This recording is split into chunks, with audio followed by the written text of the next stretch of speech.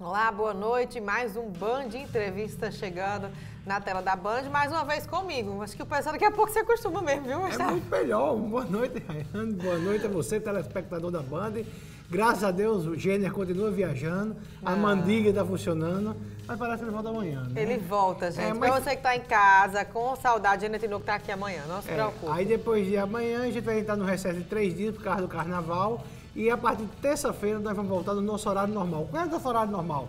9h05, 9h06, 9h07, 9h08, dependendo do pastor. Logo depois da agenda dos pastores, mais fácil. Você fica lá, acompanha um pouquinho a agenda, se você acompanha ou não, mas... Aleluia, irmão. Aí depois entra eu e o irmão Gêner aqui na Band. Vamos para os destaques do dia, Vamos para os Gustavo. destaques do dia, hoje tem muita coisa. Vamos agora aos destaques de mais uma edição do Band Entrevista. Fátima Bezerra anuncia titular para a Secretaria de Administração do Estado. Ministério Público Eleitoral pede cassação dos deputados Walter Alves e Raimundo Fernandes. A Polícia Federal faz operação em endereços do senador Aécio Neves. O governo federal vai enviar 200 milhões de ajuda para Roraima. E o nosso convidado para a entrevista de hoje é o diretor-geral da Band no Rio Grande do Norte, Carlos Bastos, meu chefinho. Pois não é isso, é o chefe! Meu chefinho, ele vai falar dos detalhes dessa cobertura do Carnatal que a gente falou, também um pouquinho da programação da Band. Olha, hoje eu estou bem arrodeado, que eu estou com a chefa e vou ficar com o chefe. Não, mas então ele é o todo-poderoso. A gente volta daqui a pouquinho, não sai daí. A governadora eleita do Rio Grande do Norte, Fátima Bezerra do PT, anunciou hoje que escolheu a economista Virgínia Ferreira para a Secretaria de Estado da Administração e dos Recursos Humanos do seu governo. Virgínia é funcionária de carreira da Data Norte, foi secretária de Planejamento e do Meio Ambiente de Natal nas gestões de Carlos Eduardo. Ela está também secretária agora ainda em Álvaro Dias? Está secretária em Álvaro Dias e o mais engraçado é o seguinte, Fátima, ela plagiou e copiou o plano de governo lá do Piauí. E agora ela contrata o plano de governo de Carlos Eduardo. Sim, porque você sabe quem fez o plano de governo de Carlos Eduardo? Virgínia Ferreira. O plano de governo dessa campanha? Dessa campanha. Ela é secretária, era secretária da prefeitura, fez o plano de governo dele, trabalhou na campanha dele, coordenou todas as áreas do plano de governo, que foi apresentado à TRE, eles tinham toda uma equipe, e quem estava à frente? Virgínia. Virgínia, de fato, é uma petista histórica. Quem colocou ela na prefeitura foi indicação de Fátima, naquela gestão, ou antes de Carla. Virgínia, porque Carlos Eduardo ele tem um secretariado que se repete, né, nas gestões dele. A gente conhece alguns nomes, já sabe quem vai ser. Justamente. E Virgínia é uma dessas pessoas que vem se repetindo na Secretaria de Administração. Eu lhe garanto o seguinte, se Carlos Eduardo vier ocupar outro cargo no Executivo, Virgínia não vai mais fazer parte dessa equipe. Eu tive informações, falei com alguns assessores de Carlos Eduardo, não falei de fato com ele, mas com alguns assessores, e ele está irritadíssimo. Não está muito, porque ele está no exterior. Então, quando o cabo está no exterior... Tem como ficar chateado. Passeando, aí fica muito mais fácil, o coração fica mais mole, mas ele não gostou nem um pingo, se sente traído por Virgínia. Por Virgínia, se sente traído.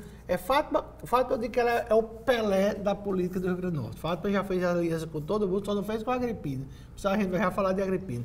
Mas ela dá um gol de placa porque falta equipe. Fátima, o PT não tem staff para governar o Rio Grande do Norte. E os poucos quadros que tem não tem capacidade. Eu digo isso muito. Falava-se em Roberto Sérgio, da Caixa Econômica e Superintendente, para essa Secretaria de Administração. Um grande nome, mas eu acho que ele vai acabar indo para o planejamento. Por quê?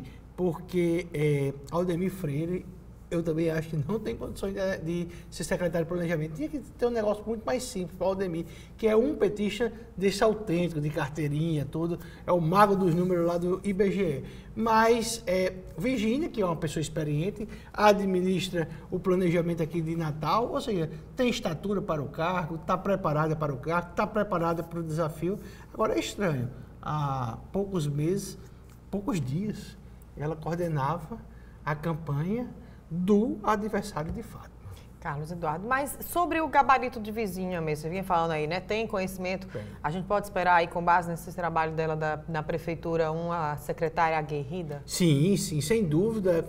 Olha, Fátima, a gente fala dela, mas até agora, eu tiro alguma, por exemplo, o secretário de Saúde, há controvérsias a respeito, Cipriano, um pouco da educação, um pouco dessa secretaria, a secretaria do mimimi, do politicamente correto, que é essa secretaria de Armelle, mas no resto, o fato de ter acertado faz verdadeiros gols. Coronel Araújo é unanimidade em relação à segurança pública. A Larico, que é o homem de confiança dele, vai para a PM. Ana Cláudia é uma delegada super experiente. Mauro Albuquerque é o cara que ajeitou o sistema prisional aqui do Rio Grande do Norte. E Virgínia, eu acho que para a Secretaria de Administração não tinha um nome melhor e mais capacitado, não. Muito bom. Muito bom. Ela só vai ter que se entender com o Carlos Eduardo. Quando ele chegar do passeio dele pela Europa, ele deve ligar para ela. Pois é, vamos lá. Mas aí, talvez ela nem atenda DN para ele. Mas ela já vinha do partido, né? Sim, era um mas natural, assim... Mas aí se ela fosse do partido mesmo, quando tivesse, agora na campanha, ela tivesse dito, olha, Carlos Eduardo, eu sou do PT. Eu não vou fazer parte da sua campanha, eu vou para o staff de Fátima. Porque foi ela que me colocou aqui e agora que você está numa disputa com ela, eu vou ficar com ela. Tá. E aí, falando ainda sobre o secretariado, não está aqui no nosso planejamento, mas não é uma... Eu adoro quando a gente sai do planejamento. Não é uma antecipação a um pouco do que pode se esperar nos próximos anos aí com Álvaro, que agora que acabou a campanha, Carlos Eduardo realmente está se desligando desse nome de prefeito de Natal, que ainda tem gente que confunde um pouco. Pois é, não. E como o Álvaro deixou vários secretários... Isso, o governo ficou ainda com a marca de Carlos Eduardo, e aí a gente tem expectativa de que vai mudar secretariado. A gente pode esperar aí já? Pode. Virgínia era uma que ele disse que iria ficar. Mas eu sei de algumas mudanças aí que Carlos Eduardo deverá fazer. Ele já anunciou até aqui no Bando de Entrevista que vai mudar vários cargos e assim a gente está esperando. Mas Virgínia não era um desses nomes que sairiam? Não. Ela, inclusive, ele fez o convite aqui. Ele disse, olha, eu não falei com ela, mas ela é uma secretária que vai ficar aqui no cargo. Agora, outra coisa também que incomoda muito fato, que fez até agora ela não anunciar o secretariado dela, é a situação jurídica de Mineiro. Essa questão dos votos. Não pode fechar todos os cargos. Não pode fechar todos os cargos, porque já pensou ela ter que exonerar um secretário para nomear o povo do Mineiro. Isso tem angustiado muito Fátima. Ela vai dar uma secretaria que não seja muito forte para Mineiro não achar que é gente que continua mandando, porque Mineiro foi uma pessoa que sempre impôs derrota a Fátima dentro do partido. E do lado externo, lá de fora, eles se dão muito bem, mas internamente eles vivem as turras em guerra. Mas também não vai dar uma secretaria muito pequena para ele também não ficar tão fraco. Ela vai ficar ali alimentando o Mineiro com 2.000 calorias por dia, vocês só mesmo para ele sobreviver durante esses 4 anos pela frente. Vamos lá. Olha, Fátima é um Pelé. Fátima é uma pessoa impressionante. Ela botou todo mundo no bolso. Todas essas oligarquias, ela ganhou fora e dentro do partido. Ela é impressionante, com aquele jeito tosco dela, ela é a governadora do estado. Tomara que agora a gente consiga ver esse retorno para a população. 4 anos aí para provar isso. Eu espero que ela mostre essa mesma habilidade, para que ela drible todo mundo para ajeitar as contas do Estado. Vamos lá. O Ministério Público Eleitoral ingressou com uma ação por abuso de poder econômico envolvendo os candidatos eleitos a deputado federal, Walter Alves, e o deputado estadual Raimundo Fernandes, além do prefeito de Patu, Rivelino Câmara, do ex-prefeito de Natal, Carlos Eduardo, do senador José Agripino e do deputado federal Antônio Jacome. Em 22 de julho, o prefeito de Patu, sob o pretexto de comemorar um aniversário, realizou um showmício no qual ele promovia a candidatura dos demais investigados. A ação pede a cassação do diploma dos eleitos, além da inegibilidade. Olha, isso é um exagero do Ministério Público Eleitoral. Foi uma festinha privada, não teve nada demais, sabe? São essas coisas assim, aí pede nisso e pede a aprovação das contas de Natália, depois que comprovadamente ela assinou um contrato com o defunto. Eu sei que parece que o rapaz o motorista do carro... O dono do carro explicou a história. Explicou que assinou, mas tá lá a assinatura do defunto. Ainda, será que foi isso mesmo? Quem sabe? Não teve uma investigação. O Ministério Público até pediu uma investigação à Polícia Federal e ainda não teve o resultado. Mas ele já se adianta e pede a aprovação. Aí esse Ministério Público que está aí pedindo para a cassação desses deputados. Eu nem conheço. Eu conheço assim. Walter Raimundo. Walter Raimundo. Agora, isso às vezes funciona muito como um recado também, né, Gustavo? Porque isso diminuiu muito. Antigamente aconteciam mais showmícios, as pessoas faziam aquela festinha ali, distribuíam alguma coisa achando que ninguém estava vendo, mas sempre tem uma oposição para fotografar, filmar e denunciar. Olha, na verdade, está cada dia o cerco se formando a respeito contra a corrupção, a respeito contra compra de votos, né, burlar a legislação, isso é tudo muito bom. A paridade das armas é muito importante, ou seja, que todos os candidatos tenham a mesma condição. Aí vamos aguardar aí se o TRE do Rio Grande do Norte é o TRE mais duro do Brasil. A gente anunciou aqui várias vezes, né? Prefeito cassado. As contas também. As contas, vamos ver o que é que vai dar para o deputado Walter e o deputado Raimundo, já que os outros não tiveram sucesso na empreitada. Raimundo elegeu deputado estadual também? Sim, elegeu muito bem, tranquilo. Então, acho que o impacto disso aí seria só para ele e para Walter. Só para Raimundo e para Walter Alves, os outros. Se bem que tem a inegibilidade do aí, tem outra um impacto para as eleições futuras. É verdade. Raimundo, eu acho que ele deve estar no 45º mandato dele. Então dá em torno de 200 anos por aí que ele está na Assembleia. Não é bom de cálculo, não, ele. Agora é oficial, Gustavo. O futuro ministro da Economia, Paulo Guedes, escolheu o deputado federal Rogério Marinho como secretário especial de Previdência Social. Paulo Guedes acertou o nome de Marinho nesta segunda, no caso ontem, com o presidente eleito Jair Bolsonaro, relator da nova lei trabalhista proposta pelo governo Michel Temer e aprovada pelo Congresso Nacional. Rogério Marinho não se reelegeu em outubro e terá agora a missão de articular a votação da reforma da Previdência no Congresso. Rogério Marinho adora brincar com espinho, né? Porque depois de ser o relator da reforma tem um projeto dele, se eu não me engano também, que no caso a relatoria estaria com ele, que fala dos planos de saúde. Então são pautas delicadas. São pautas delicadas, mas isso também demonstra competência. Você pode até não gostar. Eu não falei nada. Não, eu estou dizendo no sentido figurado. Eu também. Eu acho que o Rogério Marinho é chato. Digo logo de cara. Mas a pessoa pode até gostar ou não gostar dele. Mas ele é um cara aguerrido. Ele é um cara. Foi nosso melhor parlamentar dessa legislatura atual. Ele teve sempre entre os tops do Congresso, sempre trabalhando. Aí você pode dizer, não. A reforma trabalhista também foi uma pauta que foi muito intensa. Muito intensa, justamente. E ele agora vai para uma missão espinhosa, que a reforma previdenciária talvez seja mais importante do que a trabalhista. E é antipática. A reforma previdenciária é antipática, porque não tem como não tirar direitos. E toda vez que você tira direitos, você está agredindo alguém, você está suprimindo o direito de alguém. E Rogério vai para mais essa batalha. Ele é aguerrido, ele é chato também, mas ele é competente. E Rogério paga um preço muito caro pelo discurso do PT, em relação a que ele prejudicou o trabalhador. Eu sou advogado, atuo na área trabalhista, não prejudicou em nada. Caramba. Mas essa questão das secretarias, né? O Paulo Guedes, a gente comentou aqui já, o governo Bolsonaro reduziu os ministérios, a gente saiu de 29 para 22, mas estão surgindo secretarias, assim, são... Isso mostra, de certa forma, só para concluir, de certa forma que alguns desses ministérios, eles tinham sua importância em termos de significado. Perde o status de ministério para a secretaria. Sim, você veja que o que Rogério vai ser aquele ministério que Garibaldi foi 4 anos. Isso. Garibaldi foi ministro da Previdência. Rogério deverá administrar aquela mesma estrutura, só que com o nome de secretário. É isso que eu queria entender, Gustavo. O servidor é o mesmo, quer dizer, o ministério, na prática, na quantidade de pessoas, ele ainda existe. Agora, as demandas, os serviços ainda existem. Agora perde o status de ministério. Perde o status. E aí você vê o seguinte, Garibaldi, quando ministro da Previdência, podia vir para cá de avião. Tem uma facilidade. Rogério vendia avião de carreira. Não vai poder a questão do próprio staff dele.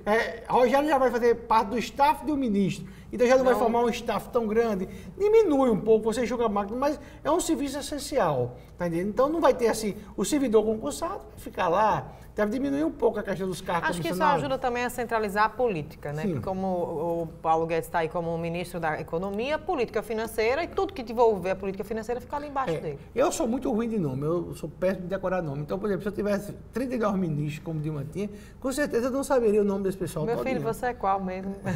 Como é você? E qual é a sua pasta? Diga aí. É difícil mesmo, é mais complicado. 39 é uma sala de aula, daquelas de colégio cheio de gente, você vai decorar a ruma daqueles meninos. E o pior, que tem ministério lá de Dilma que não tinha o que fazer. Então, o Bolsonaro vai juntando. Agora, eu confesso o seguinte, eu, eleitor de Bolsonaro, sem paixão nenhuma, eu já estou decepcionado com ele antes dele assumir. Pois é, você falou sobre isso ontem, né? Tá complicado. Tá complicado. Esse negócio da mulher dele não está explicado. Esse cheque também não foi explicado. Então, assim, nós temos que... o pau que bate em Chico tem que bater em Francisco. Só quem é apaixonado e tem entidade máxima é o PT. O petista, ele tem aquela entidade que é Lula, mas o ser humano normal não tem assim, não. Pois é, a gente até tinha muito isso, né? Um eleitor de partido que acompanha mesmo o partido. Os outros partidos não tinham, mas agora não é o único, né? Porque o PSL também tem seus eleitores fiéis, ganharam até apelido durante a campanha, então... Na política nacional... Tem que voltar todo mundo para o lado do espectador. Nós temos dois super extremos, que eu chamaria que é o lixo da política brasileira, que é o PSOL da esquerda e o Novo da direita. Esse pessoal é extremamente radical, só eles estão certos e eles não se aliam a ninguém e são purificados.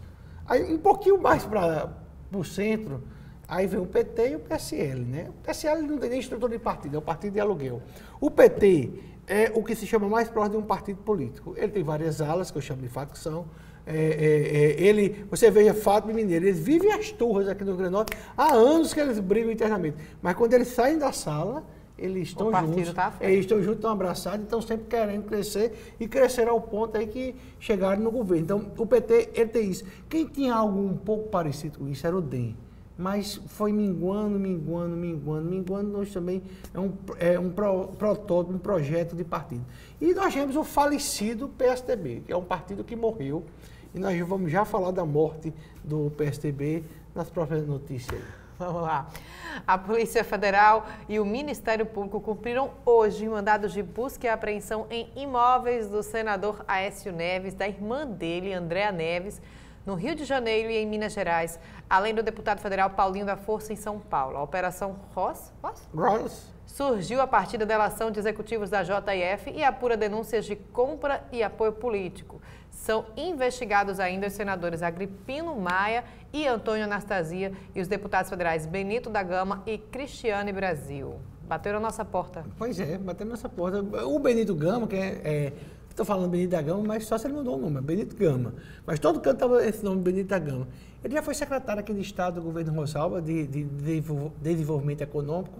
Nós temos Agripino, eu até cheguei a noticiar hoje que ele tinha sofrido um mandato de busca e apreensão na residência dele, uma informação que foi do G1, da Globo News, da Globo, eu acabei caindo Mas no começo da manhã, essas operações na rua é difícil. Pois é, mas de qualquer forma, a Agripino é investigada nessa questão. Agora, a gente falou há pouco da questão da morte do PSDB, e aí está o coveiro, é o Aécio Neves. Aécio Neves, que deveria ter sido expulso do partido, que deveria ter perdido o mandato dele de senador. Se ele tivesse sido expulso do partido naquela época, das malas, do primo dele pegando aquele dinheiro, dos 2 milhões de reais, Sim, a história política do Brasil talvez pudesse ser outra. Por quê? Porque o PSDB teria se purificado, teria dito, olha, quando a gente tem um companheiro que rouba, que transgride a regra, a gente bota para fora. Mas não, o PSDB disse, bateu nos peitos, eu bati no microfone, deve ter, o PSDB bateu no peito e disse assim, não, eu sou igual ao PT,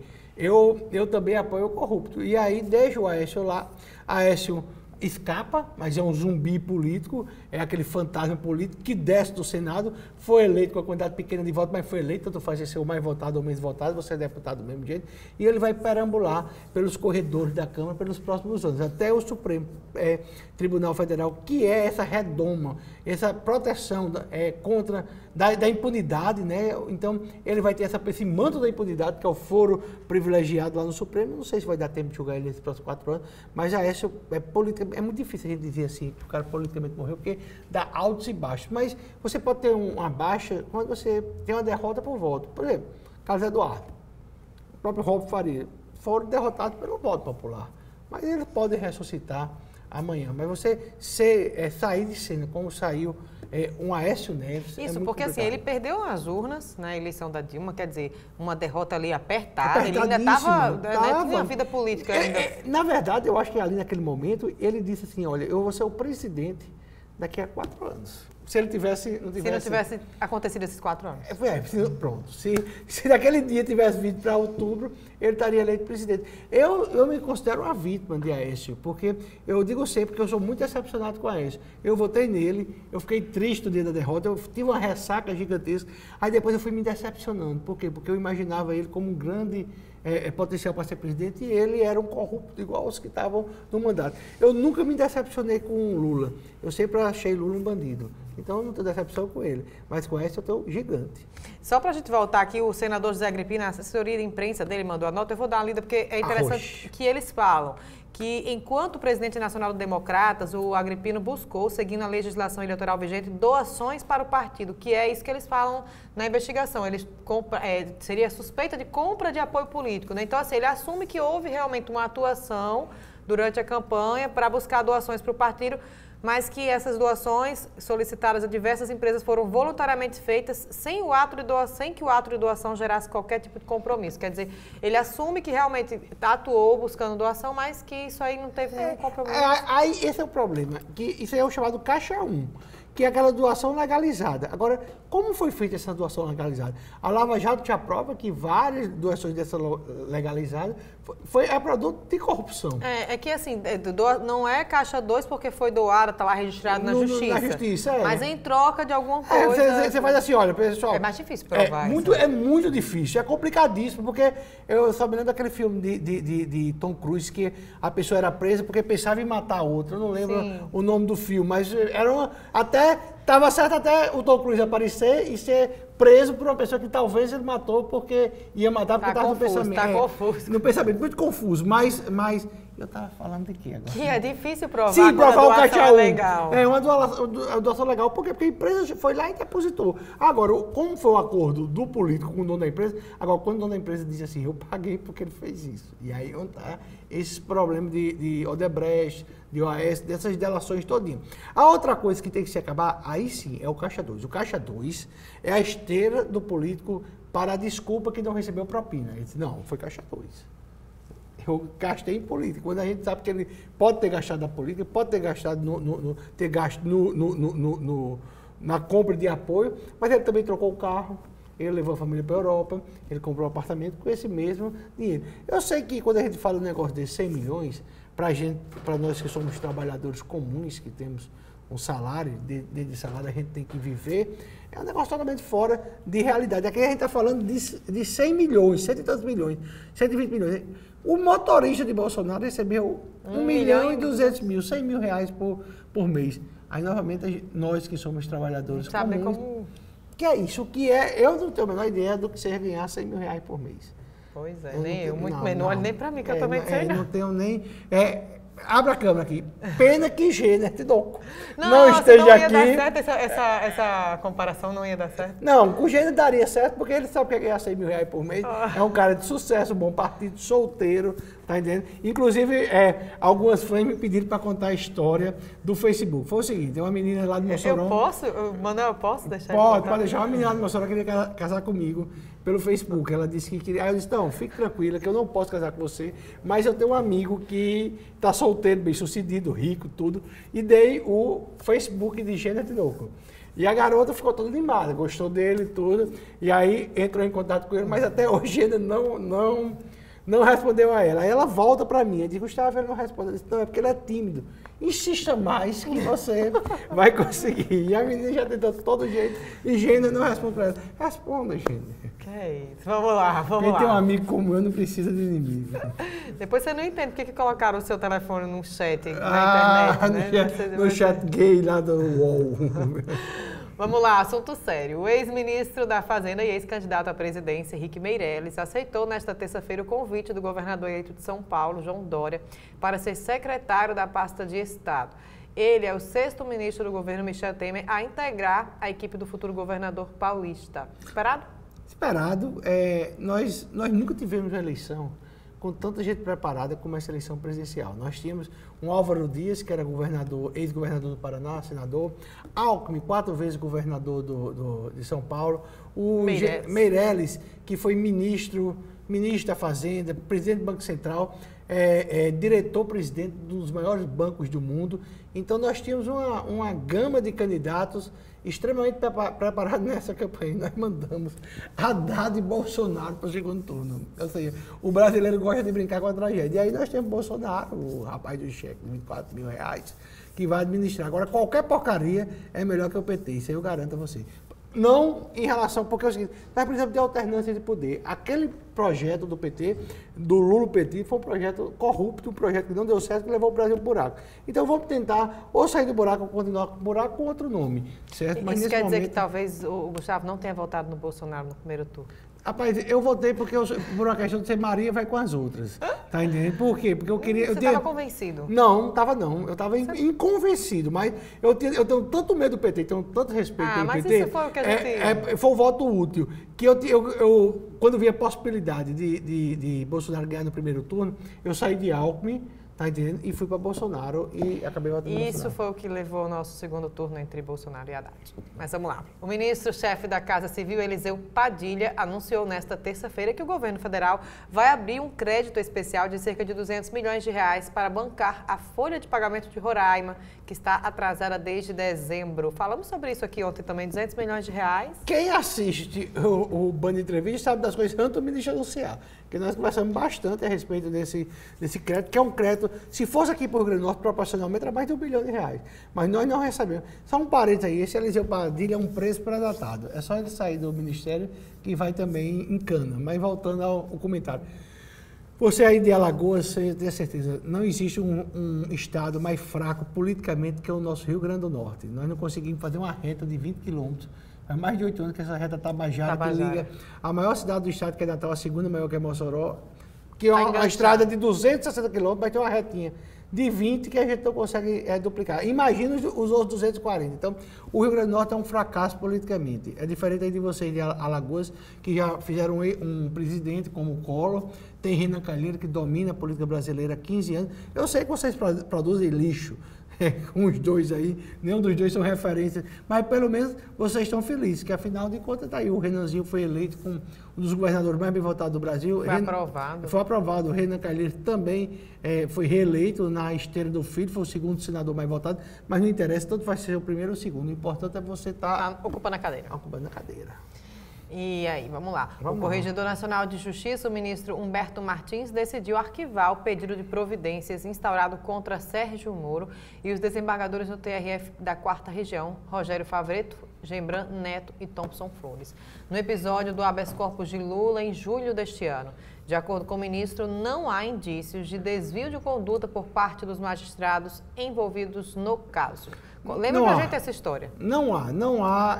Essa história é aquela história que o cara soltou 3 vezes Lula no domingo. E o Moro estava de férias. Moro estava de férias em Portugal, e aí toma a decisão proibindo soltar. Aí vai para o ministro, o desembargador relator, aí um manda soltar, Moro diz não. Aí o cara manda soltar de novo, aí o desembargador relator diz não. Aí o cara manda soltar de novo e o desembargador presidente do TRF da 4ª Região diz não. O desembargador que mandou soltar, ele age de extrema má-fé, mas não tem como se provar, porque ele fundamenta Tem lei para todo gosto. Tem lei para todo gosto. Na verdade, com o juiz, com o desembargador, com o ministro, ninguém consegue provar nada, a não ser que tiver um batom na cueca. Ainda mais se for o Conselho Nacional de Justiça investigando. Então, olha, essas ações todas contra Moro não vão dar em nada. E nesse caso aí, até o cara que todo mundo viu, que ele agiu, ele deu a decisão dele 15 minutos depois de ser protocolado o habeas corpus. Era humanamente impossível, ou seja, ele já tinha levado a decisão pronta, que ele já sabia do que se tratava. Então, ele só chegou lá porque Dilma deu aquele cargo a ele sempre trabalhou na assessoria de Lula, tinha aquele cargo lá como uma espécie de compensação, e aí ele quis pagar a Lula pelo presente que tinha dado com o cargo. Foi soltar Lula, não soltou. Foi um episódio lamentável da justiça, inclusive para a gente que opera o direito, que a gente aqui em Natal espera às vezes 4, 5 anos para uma movimentação processual. A gente divulgou 15 aqui, minutos. A gente divulgou aqui na semana passada que um processo foi julgado no STJ, fazia 123 anos que tinha entrado na justiça. E a justiça, no caso de Lula, funciona 6 vezes mais rápida do que para o restante do cidadão brasileiro. 6 vezes, um processo é movimentado 6 vezes num dia. É um negócio que nem que o juiz queira aqui, porque quando ele chega no servidor, o servidor muitas vezes tem um problema de pescoço. Você chega assim na vara, aí estão todos conversando sobre futebol. Aí você chega, aí você, educadamente você já pega licença, tudo aí. Eles olham para você e fuzilam, parece assim que entrou, aí ele vem andando. Oi. Aí você vai, oi, tudo bem? Como é que tá o senhor? Tentando ser simpático, né? O Flamengo ganhou, quem já sabe que ele é flamenguista, ganhou. Aí ele faz assim, eu queria um alvará. Aí ele faz, alvará? Aí olha pro colega, alvará. Alvará é a coisa mais simples da justiça. Assim, quando acabou todo o processo, mas parecia que você está falando assim, olha, eu quero que você construa uma bomba atômica para a gente jogar em Mossoró. Não, mas alvará. Aí não pode, mas como não pode? É só, aí alvará. Aí, sempre coloca dificuldade, porque você tirou ele da zona de conforto. A zona de conforto qual era? Era falar sobre o futebol, sobre o Fla-Flu que teve ontem. E a gente vai atrapalhar. E isso eu estou falando de homem, mas se for mulher, é a respeito da novela lá do gato. Ó, atenção, gato, próxima semana eu e o Gênero vamos estar contra você de novo. Tá entendendo? O gato que vai se transformar em Eduardo Moscov no final. E aqui Gênero não vai se transformar em... Opa, Gênero não, mas Gênero eu vou me transformar em Gênero. Rayane vai se transformar em Gênero. Não, aí é uma evolução. É melhor agora. Não, Gênero se transformou em Rayane. Aí sim. É uma evolução da espécie. Vamos falar. Aproveitando essa sua questão, a Corregedoria está aqui no Tribunal de Justiça, né? Tá aqui. Dá uma analisada nos números. Nosso TJ, de vez em quando, tem os números que dá um orgulho. Tem outros que às vezes tem. Flutua de um canto para outro. Vamos ver como é que o TJ vai analisar. O TJ, ou a Corregedoria, que vem analisar, ela chega no dia seguinte que a Marne solta aquela nota tosca contra... Sobre o veículo de comunicação sobre a TV Cabugi. Eu já disse aqui, vou repetir aqui, coisa que eu disse lá no 96 FM. Eu acho o jornalismo da TV Cabugi péssimo, horrível. Mas todos os jornalistas têm direito a trabalhar e ter sua opinião. A nossa ferramenta de trabalho é nossa opinião. E aí eu me solidarizo a Emily, que aquela nota foi contra ela. Nesse caso aí ela está coberta de razão. Eu acho que não se pode calar o jornalismo, cada macaco no seu galho. O nosso galho é esse aqui, é o da opinião, é da notícia, e cabe a você, ouvinte, telespectador ou leitor, aprovar ou não a nossa conduta. Se não aprova, vai para outro canal, tá entendendo? Mas do jeito que o juiz ele trata da nossa liberdade, da nossa vida e do nosso patrimônio. Por quê? Porque é a competência dele. E a nossa competência é passar a notícia e analisar a notícia. Essa associação está defendendo uns pendurucalhos, que Emily, lá da TV Cabugi, ela criticou e vem criticando. Isso não é só ela, não, é toda a sociedade. Eles já receberam o aumento dele e agora tem que tirar isso. É uma guerra, e aí eu fico triste, porque os coleguinhas, jornalistas, o sindicato, ninguém se pronuncia, fica todo mundo calado. Aí quando um dia a gente levar uma porrada de uma associação dessa, aí a gente vai achar ruim, porque também não teve a solidariedade. Então, nesse caso aí, eu me solidarizo com a própria empresa e também com a jornalista. Quanto ao jornalismo da TV Cabugi, eu passo longe. E é importante lembrar também que o papel do jornalista é fazer pergunta, é questionar, inconveniente no sentido... Infelizmente. Então, assim, instigar. não é só a Associação de Magistrados. Com certeza, outras associações, em determinados momentos, passaram por algum questionamento que você não necessariamente queria ter. E o que me espanta é que, assim, existem argumentos, inclusive legais, é como o Emily até muitas vezes fala, não é uma questão de legalidade, é uma questão de moralidade. Mas se você tem argumentos legais, então vamos para a discussão, vamos esclarecer a população. Quem está em casa acha bom quando a informação chega. E quem tem que responder, que nem sempre acha bom quando tem que responder. Olha, desconfio do jornalista bonzinho, daquele que quer agradar todo mundo. Não. Às vezes a notícia não agrada, sabe? A gente tem que ter essa independência. O jornalismo já de se fazer aqui no Rio Grande do Norte já é difícil, as empresas são pequenas, não existe muito patrocínio, a não ser o público. Então, tudo isso é muito complicado se fazer jornalismo. As TV e as rádios hoje são sobreviventes, porque se a gente for falar de jornal, praticamente já não existe.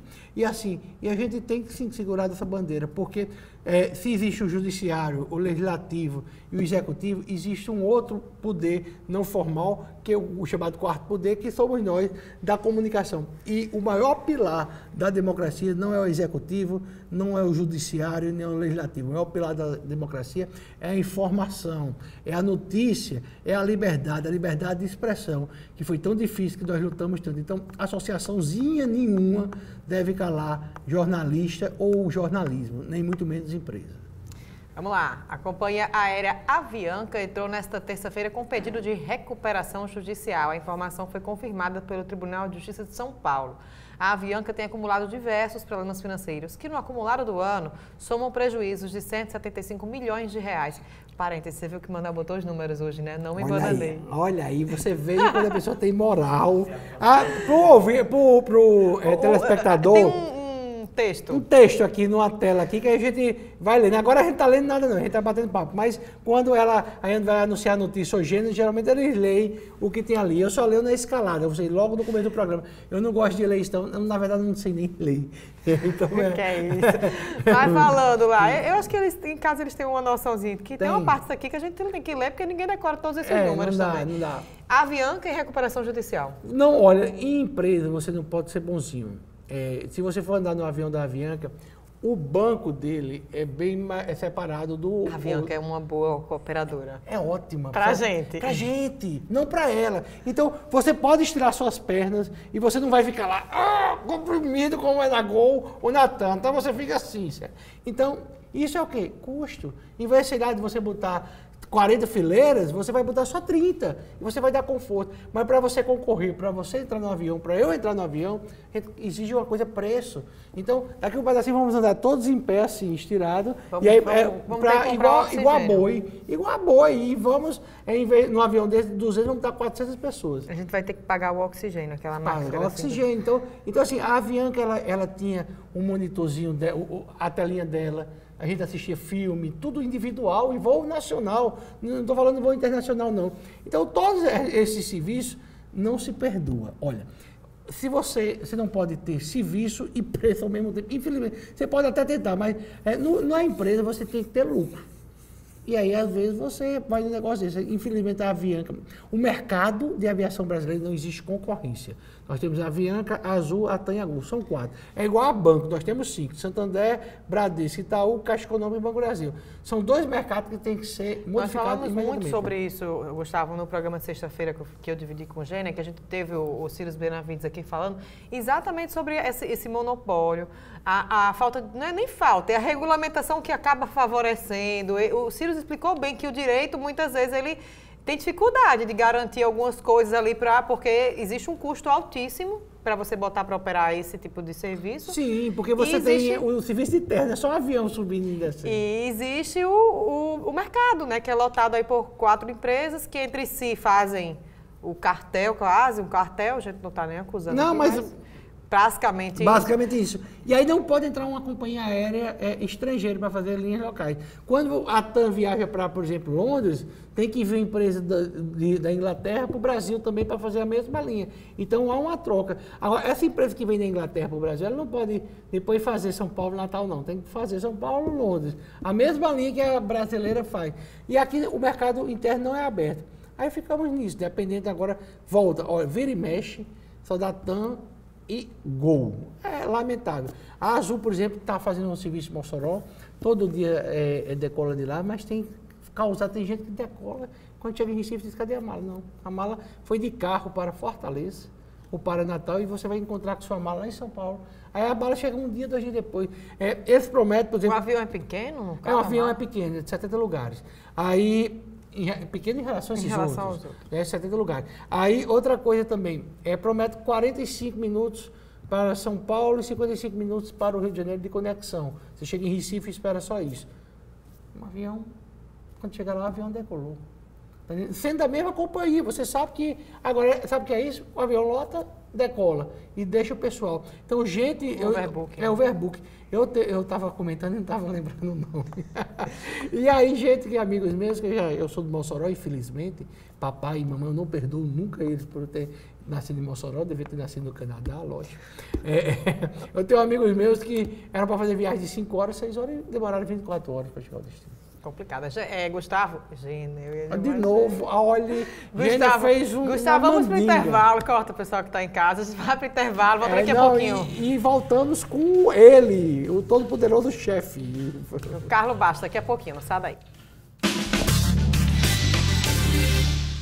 De volta com o Band Entrevista e nosso convidado aqui no estúdio é o superintendente da Band no Rio Grande do Norte, Carlos Bastos, meu chefinho. Boa noite. Olha aí, eu estou bem acompanhado com o chefe e com a chefe.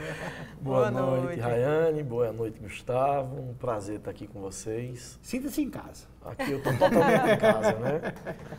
Vamos falar um pouco sobre Carnatal, né? Carnatal está chegando, a Band que tem aí essa assinatura aí na festa. É verdade. Principal transmissão, cobertura imensa, que é que a gente preparou para esse ano. De olho na folia, já está nos últimos dias. Tradição, a tradição. Tradição. O Carnatal tem 28 anos de existência e a Band transmite há 27 anos, né? Então, faz 27 anos que eu digo assim, eu até brinquei com a equipe hoje, dizendo, ó, nossa Copa do Mundo começa depois da manhã. Né? Nós estamos nas eliminatórias, que é o De Olho na Folia, e a nossa Copa do Mundo começa quinta-feira. E esse ano nós estamos trazendo bastante novidades, até mais do que eu imaginava. Quando eu comecei a pensar, quando a equipe começou a pensar no projeto Carnatal, a gente pensava em fazer algumas inovações, mudar algumas coisas, percepções que a gente que está no mercado escutava, ouvia, sair da caixinha, né? Sair do mesmo, da mesmice. E aí a gente, conversando com a equipe, idealizou primeiro o De Olho na Folia, num formato totalmente diferenciado, né? Para minha surpresa, assim, era uma coisa que eu apostava, mas sempre você aposta, é um laboratório, então eu tinha um certo receio, mas graças a Deus o sucesso tem sido fenomenal. Nós tiramos do formato tradicional, tiramos plateia, tiramos de dentro do estúdio, tiramos aquela música banda grande, formato grande, uma coisa pesada. Fizemos uma coisa nos jardins da emissora, uma coisa clean, uma coisa voltada. Tá bacana, tá bonito. Tá bonito, tá muito bonito. Chama atenção. Já não, tá dando um gostinho não só pro Carnatal, acho que pro veraneio, que é bem característico pra gente. E a gente quando eu chego pra gravar aqui, eu tenho vontade de ficar lá, pedir uma cerveja. Você podia sugerir a Carlinha aí, fazer um bando de entrevista de lá. A gente atirou no que viu e acertou no que não viu, porque o cenário nosso do verão já está pronto, né? Então, assim, e algumas peças que estão compondo o cenário vão ficar permanentemente ali no jardim, aquele carramachão, nós vamos fazer uma área de ambiência legal. Já está bonita, até a grama já está subindo, exatamente, um contraste exatamente. bacana. Esse foi o De Olho na Folia, que amanhã a gente conclui, o 8º programa da série. Aí a segunda novidade, nós conseguimos, né, com a rede, um caminhão de transmissão. Hoje a Band Nordeste tem o caminhão de transmissão, uma unidade móvel, com capacidade de até 12 câmeras. Vamos estrear esse caminhão aqui no Carnatal, na transmissão do evento, durante os 4 dias, com mais de 100 profissionais envolvidos. 100 profissionais envolvidos? 100 profissionais envolvidos. 100 profissionais envolvidos em todas as áreas. Quantas horas no ar? Eu fiz a conta ontem, deu 34 horas. Nós vamos transmitir esse ano 34 horas de Carnatal. Entre De Olho na Folia, matérias, boletins, a própria transmissão. Na quinta e na sexta você começa com o primeiro bloco? Na quinta e na sexta a gente faz o Band Cidade já de lá da avenida, às 17h50, né? Com a Ana Ruth, 30 minutos. Você vai botando na Ruth da Folia? Vou botar na Ruth da Folia. Ela que pediu. Ela que pediu. Verdade, né? Ela que foi topou abraçar, topou. né? Mas acho que a gente aqui acaba todo mundo abraçando, né, Carlos? Exatamente. Se veste a camisa mesmo. E aí, logo após o Jornal da Band, a gente entra, já com o primeiro bloco. Paramos para o Jornal da Noite, que foi um pedido da rede. Manter o jornalismo. Um jornalismo de meia hora, 40 minutos, e voltamos para o fim da festa. E vão até aquele final apoteótico com o Ricardo Chaves. Ricardo Chaves no domingo. No domingo, né? Mas ainda tem mais 2 novidades que aí em primeira mão aqui para o telespectador.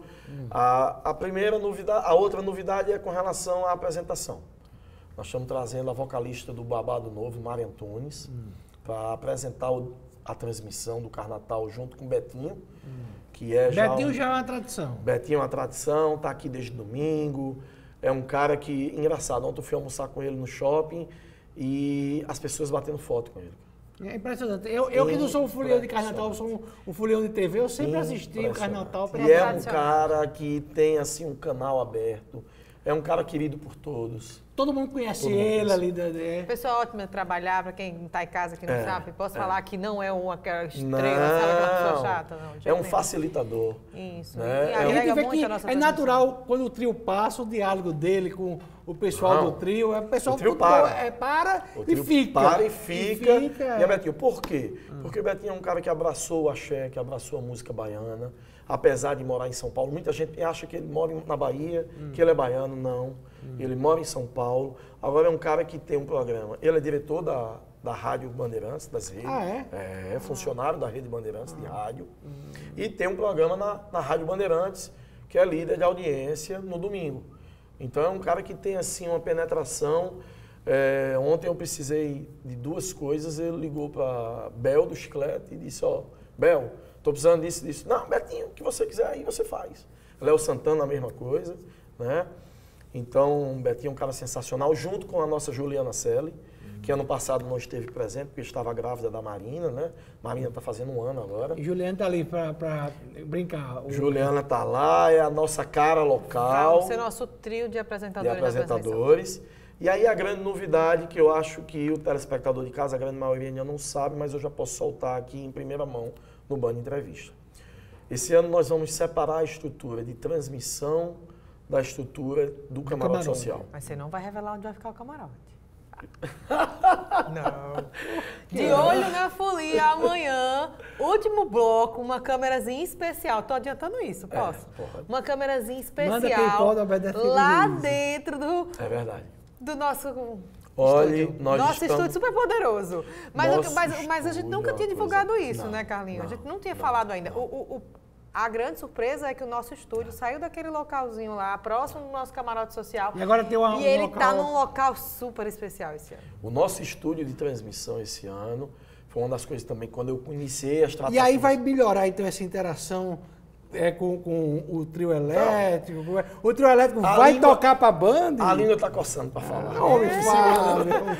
Mas é Oh. uma coisa, assim, fantástica. É um negócio, assim, que nunca visto, é uma coisa inédita na transmissão do Carnaval. Eu acho que essa é a maior estrutura já montada aqui em Natal para uma emissora Uma local. emissora local. Né? Então a Não, Band, sem sombra de dúvida. a Band Natal vai ser um case de sucesso, inclusive para a rede, tamanho Sim, o evento. sim. E o melhor de tudo, assim, aí eu queria fazer o registro e um agradecimento a Roberto, a Ricardo, a Paulinho, a Gustavo da Destaque, quando a gente teve a primeira conversa lá em julho, agosto, sobre a ideia do que é que a gente estava pensando para o evento, em termos de transmissão, em termos de mudança, tal, de se reinventar, eles abraçaram a causa. O Carnatal mudou, né, também. Mudou. Ele se reinventou. Se reinventou. E eu Porque disse a muita gente eles- falou da morte do axé. E o axé não morreu. Não. O axé não morreu, está forte como nunca, e nós vamos partir para um evento grandioso, que é um evento que já marca o calendário turístico de Natal há 28 anos. É a abertura da outra temporada no Rio Grande do Norte, né? Natal em Natal, a prefeitura fazendo Natal em Natal e logo após vem um Carnatal. Então, assim, é onde os hotéis ficam lotados antes do início da autoestação, os restaurantes, as pousadas, movimentam uma cadeia E muito fora forte. tudo isso, é um evento seguro, é um evento da família, um evento que as pessoas podem ir com tranquilidade, porque o Carnatal é conhecido por essa segurança interna mesmo que a própria empresa Destaque propõe e faz para o seu folião. Né? Não, e é um evento que, poxa, um evento se segurar nesse formato, 28 anos, não é para qualquer um, é para tirar o chapéu. Eu já fui algumas vezes ao Carnaval de Salvador e uma vez eu fui naquele circuito antigo há muitos anos, isso é a história de mais de 20 anos. Não diga não, se você vai entregar a sua Vai entregar a idade. Mas você entrava e você não conseguia sair, porque a área era ruim. Aqui você está numa área nobre da cidade, Irrigada de uma vias, área né? Tranquila e que você pode sair a qualquer momento. Você tem acesso pelas principais duas avenidas da cidade, Prudente Moraes e Salgado e Filho. Salgado Filho. Você tem uma área de escape imensa. Você tem uma área que eles fizeram esse ano. Eles separaram lá uma área para Uber. Eu vi a propaganda. O Uber, você pega na Lima e Silva, exatamente. que é outra Então, rua, Avenida Grande. Eles estão aqui. concentrando isso E daí. existia todo aquele questionamento também do Carnatal dentro da cidade, no meio da rua. Tinha gente que não gostava, reclamava. E aí o Carnatal foi se ajustando. Natal é uma cidade maior do que há 28 anos atrás. adequando os ritmos dentro da festa, encontrou um formato que eu acho que esse formato vai durar e a gente vai ver por muito tempo. Vai. Confortável para todo mundo, né? Para quem brinca e para quem está ali agora, por fora. para quem reclama, eu tenho uma resposta. Você imagine Mônaco, o caos que não é, naquele grande... no meio da rua. Naquele Fazem grande, uma Fórmula 1 lá dentro. mas deve ser um caos. Mas aquele dali é o cartão postal. Claro, é o que chama a cidade. Claro. Então, uma cidade que recebe o turista, ele tem que ter grandes eventos. Claro. E o Carnatal é um grande evento da cidade de Natal. Com e certeza. não mexe com o dia a dia da cidade. Não mexe. Hoje, não principalmente, mexe. ele está acomodado de um como ele jeito está acomodado desse formato, ele não mexe com o dia a dia da cidade. Então, as avenidas estão liberadas, o trânsito flui normalmente, né? Quem quer ir hoje utiliza ou Uber, ou um outro meio de transporte, táxi, ônibus também. Ônibus, né? Muita gente vai de ônibus. Então, as empresas de ônibus mesmo, que alguns anos atrás eu peguei férias no Carnatal. Olha aí. Não trabalhei. E aí nessa vai festa, todos os 4 dias estaremos trabalhando. Aí o pessoal de casa não vai me ver, não. Depois do Carnatal. Depois do Carnatal. E aí a gente saiu do Carnatal para procurar um ponto de táxi, estava tranquilo, não tinha aquela sensação de risco nem nada. A gente foi andando. Eu cheguei perto da parada de ônibus e vi um ônibus que passa na frente da minha casa.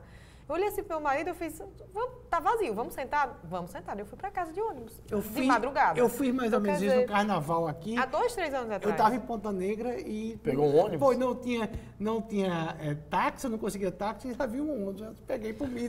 Mas assim, bati uma foto, foi curtida, eu nunca tive uma foto Você estando no transporte público funcionando, estando num lugar seguro, você vai sair de casa, você vai brincar, você vai se divertir, vai consumir. Uma cidade moderna é uma cidade com transporte público. Claro. A gente tem essa cultura errada de carro, né? Mas você vai para qualquer grande centro, a gente anda de jeito. Você vai hoje nos grandes centros. Eu estive em São Paulo semana passada para a reunião da Band Nordeste e muitos funcionários hoje da Band não têm mais carro.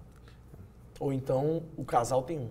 Olha, a minha irmã mora em São Paulo e ela não tem carro. Ela morava aqui, foi para São Paulo. Ela não tem carro, porque não tem necessidade disso. Todo mundo tem história, vou contar a minha. Minha tia quebrou o carro, passou 3 meses com o carro quebrado na porta da casa dela, porque... Não sentiu falta. Porque não sentiu falta, não conseguia tempo para arranjar alguém para consertar. Isso é bom, 3 meses o carro parado. Já pensou se a gente pudesse sair à noite, quando a gente sai para alguma coisa, né? Ter que ir de carro, é complicado, a gente não anda a pé, uma cidade que a gente não pode andar a pé. Mas aí nessa história toda vem o caminhão da Band, né? Falando de carro, o caminhão da Band vai ajudar a gente tanto. O caminhão da Band, assim... 12 câmeras, ele... 12 câmeras. E outra coisa, a nossa transmissão vai ter, inclusive, câmera ao vivo com drone. O drone ao vivo. Drone ao vivo, né? Então, em tempo real, vai estar passando o que está no nosso estúdio, o que está no camarote, o que está na avenida... E lá de cima a mesma coisa, tudo ao vivo interligado. Isso é um desafio muito grande. Para você aqui, como foi que começou? Desde quando você planejou começou em junho para julho. Quando a gente começou a conversar, eu, Rayane, a equipe começou. E aí eu joguei a primeira ideia foi a questão do de olho. Da gente sair diferente. E aí eu coloquei na cabeça assim, nós só vamos sair de dentro da emissora se a gente comercializar muito bem comercializado para fazer no local fora. Pois é, aí deixa eu falar, as empresas de Natal já estão investindo em propaganda, voltou, porque com a crise estava muito grande, houve uma retração. Você tem alguns segmentos sim. A expectativa hoje do mercado é uma expectativa de novos governos, né? Um governo do estado, um governo tá todo federal. mundo esperançoso. Até uma prefeitura que acaba de assumir. Exatamente, o prefeito que acabou de assumir. E assim, a expectativa com quem eu converso, com os empresários, é a melhor possível. Eles, lógico, estão ainda com receio, mas apostam que 2019 vai ser o ano da virada.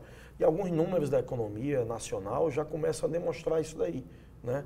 E que a coisa está começando, pelo menos a credibilidade voltou.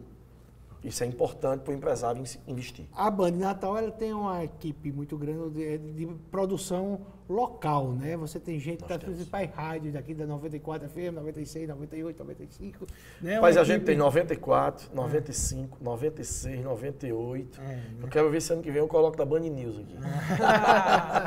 E aí, como é trabalhar e fazer uma programação local, concorrendo com outras emissoras, investir na produção local? Olha, é o carro-chefe da Band, né? Não só aqui, mas em todo o Brasil. Nós investimos pesado na programação local porque a gente acredita que a vida é um assunto local. Você tem, lógico, que está antenado nacionalmente, internacionalmente, mas o dia a dia ele é fundamental para a gente que vive aqui. né? A gente quer ver o trânsito local, o clima daqui, as notícias locais com pitadas nacionais e internacional. Nós temos também uma característica muito forte, principalmente aqui na Band RN, que é a realização de eventos. Esse ano, com esse último agora que é o Carnatal, nós realizaremos 14 eventos. Teve uma corrida da Band. Começou Band Verão, Band Folia, Miss, Taça Band, São João, Quando Festival do Quadrilha, por favor, Forraço. tiver o de Miss, me convide para ser jurado. Não, eu vou logo pedir aqui para ficar o compromisso gravado. Oferecido. Para depois vocês não... Porque eu entendo. Você entende? Eu entendo, porque você tem uns cabos aí que não entendem, não. Ou não gostam, eu gosto. Então, você tem que botar... Fazer um convite, dia 5 de fevereiro, o Miss RN.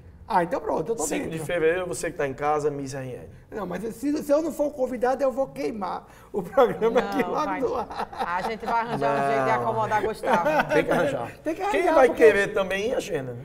Eu não sei, aí é o problema dele. Eu quero isso. E não estou trabalhando para a gente aí, não. Então, assim, vou a sozinho. A gente tem essa característica de eventos, é uma pegada forte da emissora, que a gente aprimorou, já existia essa pegada na gestão anterior. E eu acho que é onde a gente tem conseguido realizar número, né? A gente hoje dentre as bandas próprias do Brasil, considerada entre a primeira e o segundo lugar no Brasil. Parabéns. Proporcionalmente, lógico, não são números reais, mas proporcionalmente. Isso é fruto de um trabalho de equipe, né? A equipe que tem um jornalismo que trabalha junto, todo mundo pensa do mesmo jeito. É o que eu digo à nossa equipe. Desculpa. A gente não precisa ser amigo.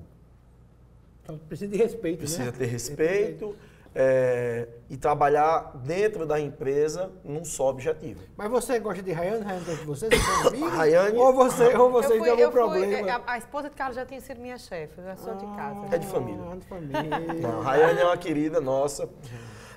Logo quando eu entrei aqui, era uma lacuna que a gente tinha no jornalismo, até dita por Augusto, o antigo superintendente. Carlinho, eu tenho uma dívida com o jornalismo da Band RN. Gustavo não gosta muito, não. É que a gente estabeleceu um comunismo na redação. Mas eu acabei. E aí a gente tinha um diálogo ali. Era um construído. comitê. Um comitê. Né? E quando eu entrei, eu disse, não, tem um ditado que diz assim, cachorro que tem 2 donos morre de fome. Alguém tem que mandar, né? Então alguém tem que mandar. E aí fizemos assim uma assembleia, muito democraticamente, e Rayane, quase que por unanimidade, foi a eleita. E graças a Deus, cada dia que passa eu tenho a certeza que a gente fez a escolha certa. Rayane tem desenrolado, eu sei o que é que ela tem passado. Não é fácil, a estrutura não é das maiores. O pessoal de casa também está vendo, porque hoje eu estou aqui, eu estive no Banco Cidade mais cedo. Pronto. Rayane, E lá no De Olho, de 3 horas da tarde. Rayane gerencia jornalismo, fez o Band Cidade e está no Band Entrevista.